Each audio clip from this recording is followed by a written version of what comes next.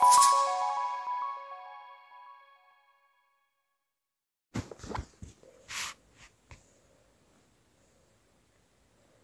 विद्यार्थियों, नमस्कार।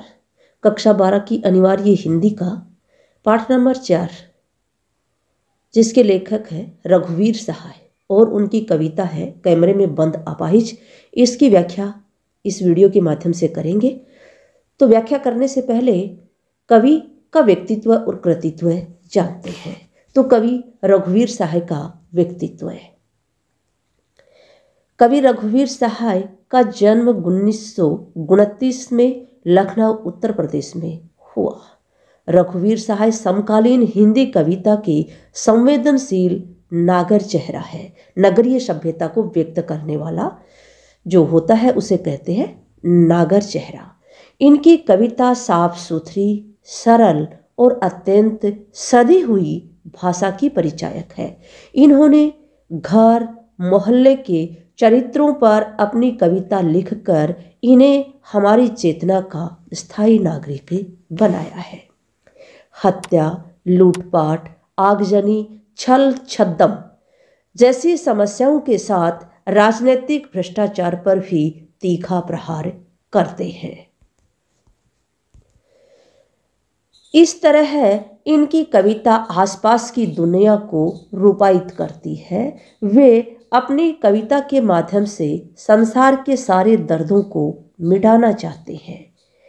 पेशे से पत्रकार थे, लेकिन सिर्फ पत्रकार ही नहीं, सिद्ध कथाकार और कवि भी थे। कविता को उन्होंने कहानीपन और एक नाटकीय वैभव प्रदान किया। इनका सन 1990 में देहावसान हो गया। आगे अपन करते हैं कवि रघुवीर सहाय का कृतित्व है कि इन्होंने हिंदी साहित्य के लिए क्या किया है। यहाँ पर जो इनकी प्रमुख रचनाएं जो दी हुई हैं वो इनका कृतित्व है। तो कृतित्व अपन देखते हैं। आगे के द्वारा संपादित दूसरा सप्तक में इनकी प्रारंभिक कविताएं सम्मिलित हैं और दूसरे सप्तक का प्रकाशन हुआ है 1951 में। कवि आगे ने 4 तार सप्तकों का संपादन किया है। प्रथम जो तार सप्तक था वह 1943 में संपादित हुआ था और इसी से हिंदी साहित्य में प्रयोगवाद का प्रारंभ माना जाता है। इसके बाद दूसरा सप्तक 1951 में है और तीसरा सप्तक इनका जो है वह है 1959 में और चौथा सप्तक जो है वह है 1979 में। इस प्रकार से आगे ने 4 तार सप्तकों का संपादन किया है। तो दूसरे तार सप्तक के ये कवि हैं। प्रारंभिक जो कविताएं हैं दूसरे सप्तक में सम्मिलित हुई हैं। इसके अलावा इनके जो महत्वपूर्ण काव्य संकलन हैं वो है सीढ़ियों पर धूप में, आत्महत्या के विरुद्ध, हंसो हंसो जल्दी हंसो। पत्रकारिता के क्षेत्र में इन्होंने बहुत अधिक कार्य किया है। तो पत्रकारिता के क्षेत्र में अपन देखते हैं ऑल इंडिया रेडियो के हिंदी समाचार विभाग से संबंध रहे हैं। फिर हैदराबाद से निकलने वाली पत्रिका कल्पना और उसके बाद दैनिक नवभारत टाइम्स तथा दिनमान से संबंधित रहे हैं। इन्हें साहित्य अकादमी के द्वारा पुरस्कृत भी किया गया है। अगला जो है वो है कि कविता का प्रतिपाद्य क्या है, कविता का उद्देश्य क्या है, इसका संदेश क्या है, यह प्रश्न पूछा जाता है। तो इनकी जो कविता है कैमरे में बंद अपाहिज, इसका प्रतिपाद्य अपन देखते हैं। कैमरे में बंद अपाहिज कविता का प्रतिपाद्य किसी की पीड़ा का प्रदर्शन करके दूरदर्शन की प्रसार संख्या को बढ़ाने के कदम को अनुचित ठहराना है। इस कविता का उद्देश्य यह बताना भी है कि किसी की पीड़ा का बाजारीकरण कदापि उचित नहीं है। कविता में संदेश निहित है कि दीन दुखियों की पीड़ा बेचने की चीज नहीं है। अपाहिजों के प्रति सहानुभूति और करुणा रखनी चाहिए। कविता का प्रतिपाद्य दूरदर्शन की छद्म क्रूरता पर आक्षेप करना है एवं उसकी दोहरी चाल को प्रकट करना है। अप्रत्यक्ष रूप से कविता में अपाहिज जनों के प्रति सहानुभूति तथा करुणा का भाव मन में रखने की प्रेरणा दी गई है। तो प्रत्यक्ष रूप से तो यहाँ पर बताया गया है कि दूरदर्शन जो है वो अपने कार्यक्रम को सफल बनाने के लिए किस प्रकार से विभिन्न प्रकार के बेहुदे प्रश्न पूछता है, और साथ में ही यहाँ पर अप्रत्यक्ष रूप से जो संदेश दिया है वो ये दिया है कि इस प्रकार से अपाहिजों की भावनाओं को कुरेदना नहीं चाहिए, उनके साथ कुछ हमदर्दी रखनी चाहिए, उनके प्रति एक सहानुभूति रखनी चाहिए। यह इस कविता का संदेश है। आगे अपन इस कविता को शुरू करते हैं और इस कविता की प्रथम व्याख्या को करते हैं। कैमरे में बंद अपाहिज, ये कविता है। तो प्रथम व्याख्या इसकी है, हम दूरदर्शन पर बोलेंगे, हम समर्थ शक्तिवान, हम एक दुर्बल को लाएंगे एक बंद कमरे में, उससे पूछेंगे तो क्या आप अपाहिज हैं? तो आप क्यों अपाहिज हैं? आप अपाहिजपन से, आपको अपाहिजपन तो दुख देता होगा, देता है? कैमरा दिखाओ इसे बड़ा बड़ा। हाँ, तो बताइए आपका दुख क्या है? जल्दी बताइए, वह दुख बताइए, बता नहीं पाएगा। यह कविता का प्रथम अंश है। कठिन शब्द कुछ है नहीं। दूरदर्शन का मतलब है टेलीविजन।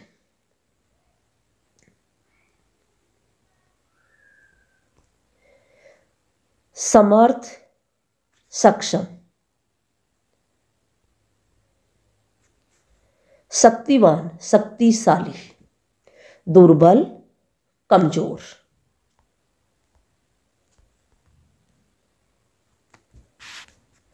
अपाहिज, विकलांग, अपंग,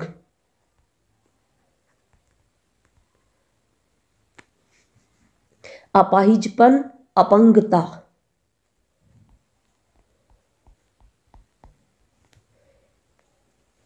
अब इसकी व्याख्या करते हैं। तो यहाँ पर कवि जो है वह दूरदर्शन के जो लोग हैं उनके ऊपर व्यंग्य कर रहे हैं, और वो कह रहे हैं कि दूरदर्शन के लोग क्या कहते हैं अपने आप को, समर्थ और शक्तिवान। यहाँ पर दूरदर्शन के लोग अपने आप को समर्थ और शक्तिवान कहने का मतलब है कि उनमें अपने प्रति अहम की भावना है, अहंकार की भावना है। वो अपने आप को समर्थ मानते हैं, अपने आप को ही शक्तिशाली मानते हैं और अन्य लोगों को दुर्बल मानते हैं। तो कवि अपने माध्यम से कह रहे हैं कि दूरदर्शन के जो संचालक महोदय हैं वो कह रहे हैं कि हम सामाजिक उद्देश्य से युक्त कार्यक्रम आज दिखाएंगे आपको, हम समर्थ और शक्तिशाली हैं, और आज हम टेलीविजन के एक बंद कमरे में एक दुर्बल व्यक्ति को, एक कमजोर व्यक्ति को लेकर के आएंगे आपके सामने, और वह कमजोर व्यक्ति जो है उससे प्रश्न पूछे जा रहे हैं। तो मीडिया कर्मी जो है वह उससे प्रश्न पूछ रहे हैं, उससे पूछा जा रहा है कि क्या आप अपाहिज हैं? क्या आप अपंग हैं? आप अपंग क्यों हो गए? कारण क्या है आपकी अपंग होने का? आपकी ये अपंगता तो आपको दुख देती होगी, देती है न? इस प्रकार के जो प्रश्न बेहुदा और उसकी भावनाओं को कुरेदने वाले प्रश्न पूछे जा रहे हैं, और जब भावनाओं को कुरेदने वाले प्रश्न पूछे जाएंगे तो उसकी अपंगता की ये पीड़ा न होकर के और भावनाओं को आहत करने के कारण उनके जो चेहरे के ऊपर दुख के भाव आएंगे, और इन दुख के भावों को यहाँ पर दूरदर्शन के कार्यकर्ता साधारण जनता को ये बताने के लिए दिखाएंगे कि ये इसकी अपंगता की पीड़ा है। और जो संचालक है वह कैमरामैन से कहता है कि इस प्रकार के ये जो भावुक चेहरा है, दुख से भरा हुआ जो चेहरा है अपंग व्यक्ति का, इसे आप बड़ा बड़ा करके दिखाओ ताकि इसकी दुख को इसके दुख को जनता देख सके। जबकि यहाँ पर दुख उसकी अपंगता का नहीं है, उसकी जो मन को आहत किया गया, मन को जो चोट पहुँचा गई, उसकी पीड़ा है।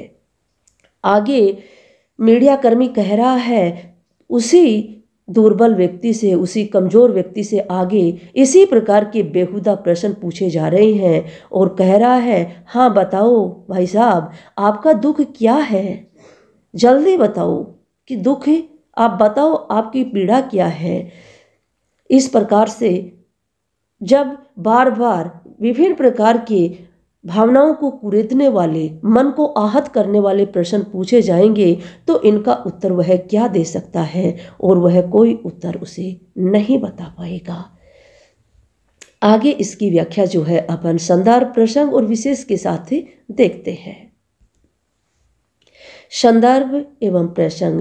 प्रस्तुत काव्यांश रघुवीर सहाय के द्वारा लिखित काव्य संग्रह है। लोग भूल गए हैं कि कविता कैमरे में बंद अपाहिज से लिया गया है। इस अंश में कवि ने दूरदर्शन कर्मियों की संवेदनहीन कार्यशैली पर प्रकाश डाला है। व्याख्या है, कवि इसमें मीडिया से जुड़े लोगों की मानसिकता पर प्रकाश डालते हुए बताते हैं कि ये लोग स्वयं को समर्थ अर्थात सब कुछ करने योग्य तथा शक्तिशाली समझते हैं। इनमें अहंकार की भावना है, मैं की भावना है। दूरदर्शन पर अपने कार्यक्रम सामाजिक उद्देश्य से जुड़ा है। इसे लोकप्रिय बनाने के लिए दूरदर्शन के एक बंद कमरे में एक अपाहिज और दुर्बल व्यक्ति को लेकर आएंगे। दूरदर्शन पर उसकी विकलांगता और मजबूरी दिखाने के लिए उससे कई प्रकार के प्रश्न पूछेंगे कि क्या आप अपंग हैं, अपाहिज हैं, क्या आप अपाहिज, तो आप अपाहिज क्यों हैं, आपकी विकलांगता आपको दुख पीड़ा देती होगी, क्या पीड़ा देती है और कैसी पीड़ा देती है। कैमरे के सामने अपाहिज को बिठाकर उसको बेचारगी पूर्ण दुनिया को दिखाना चाहते हैं, जिसके लिए वे कैमरामैन से कहते हैं कि कैमरे में इनके चेहरे पर मौजूद बेचारगी एवं मजबूरी को बड़ा बड़ा करके दिखाओ। इस प्रकार के प्रश्नों से इनकी भावनाओं को जो ठेस पहुंची है, वो उस ठेस को इसके चेहरे पर जो दिखाई दे रही है उसको आप बड़ा बड़ा करके दिखाओ। एक मीडिया कर्मी अपाहिज से सवाल पूछता है, आगे और पूछा जा रहा है और कह रहा है, जल्दी बताइए आपका दुख क्या है। जल्दी जल्दी पूछने के पीछे उसकी समयबद्धता है जो कार्यक्रम से जुड़ी हुई है। उन्हें अपाहिज के दुख से कोई मतलब नहीं है। अपाहिज लगातार जल्दी जल्दी पूछे जाने वाले और इन बेहुदा प्रश्नों का कोई उत्तर नहीं दे पाता है। इस तरह बेतुकी प्रश्न जो कि मानवीयता की हंसी उड़ाते प्रतीत होते हैं, लेकिन सिर्फ अपने कार्यक्रम की लोकप्रियता बनाने हेतु अपंग व्यक्ति से उसकी अपंगता पर अनेक सवाल कर अपने दिमाग की अपंगता को सिद्ध करते हैं दूरदर्शन के लोग। इस अंश का विशेष अपन देखते हैं। कवि ने मीडिया की मानसिकता पर करारा व्यंग्य किया है। हर एक पंक्ति में व्यंग्य है।